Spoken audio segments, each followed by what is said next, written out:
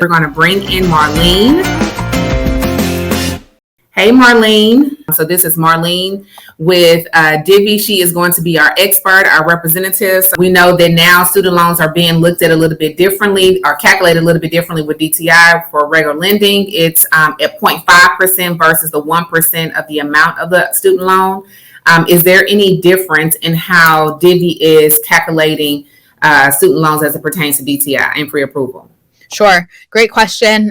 So right now, being that most student loans, or at least government loans for students, are going to be in forbearance, we're actually not counting student loans at the moment. So if you are in that position right now, I would say it's a really great time to apply because those loans are not being counted. Now, for all other student loans, private loans will be accounted for on the minimum monthly payment that is required from the lender. And so let's say, you have a student loan that is $20,000 and you have, whatever percentage of interest on that loan. We're not looking at those numbers. What we're looking at is going to be the minimum amount required for you to pay out to that lender.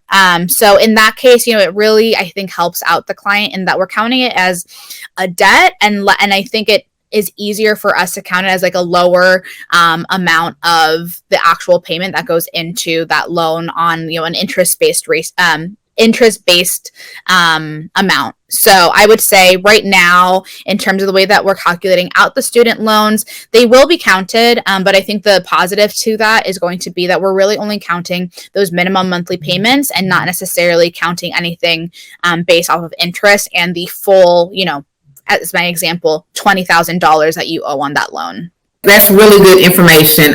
So to those of you all who have student loans, if you have government student loans, you need to hurry up, run now, and go and email Roland now so we can send you out a link so that you can apply for Divvy that's not counting against you unless it is a private. And if it's private, it's only the minimum amount that you're paying monthly that goes to towards your debt to income.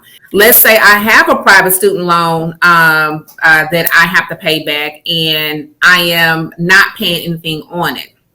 How's that if it's in deferment and I'm not paying anything on it right now? How is that then calculated?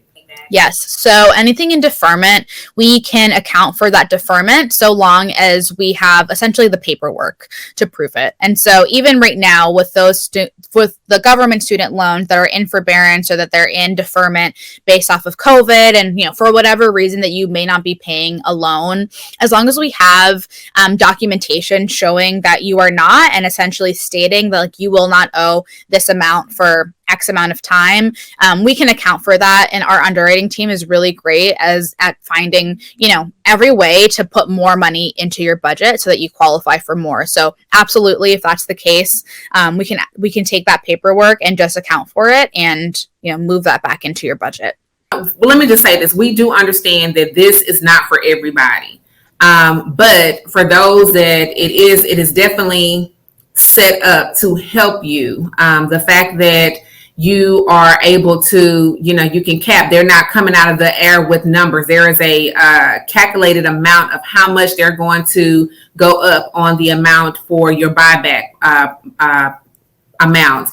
The way that the amount for what you put down for your deposit, how it's contributed back to you. Even the fact that if you decide to change your mind, that of course, there's an amount that you have to keep, just like you would if you were renting, otherwise from a regular landlord.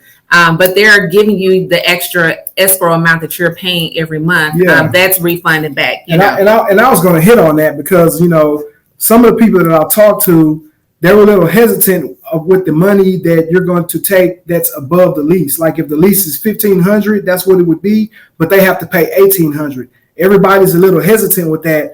But if you truly plan on buying this house, you're going to have to be saving money anyway. Okay. You're going to have to be saving money anyway. And the one thing about it is, I guess you could say that Divvy helps you with discipline because that extra $300 a month that you would need to be saving anyway, you actually have access to it.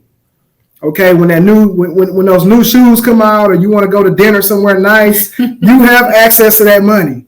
I'm just saying. But with Divvy, you don't have access to it. They're going to hold it, and it's going to be in a safe space, and it's keeping you honest about your goals. So don't look at it as, oh, I got to pay this much extra.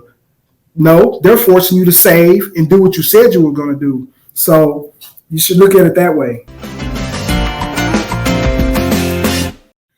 Thank you guys so much for tuning in to our Lunch and Learn about Divvy. What we always want you to know is we believe that there are different ways to home ownership. Everybody does not have the same route to home ownership. That's why we're bringing you Divvy, and we'll be bringing more programs to you guys. So stay tuned. So again, reach out to us, and always remember, we're always invested in your investment.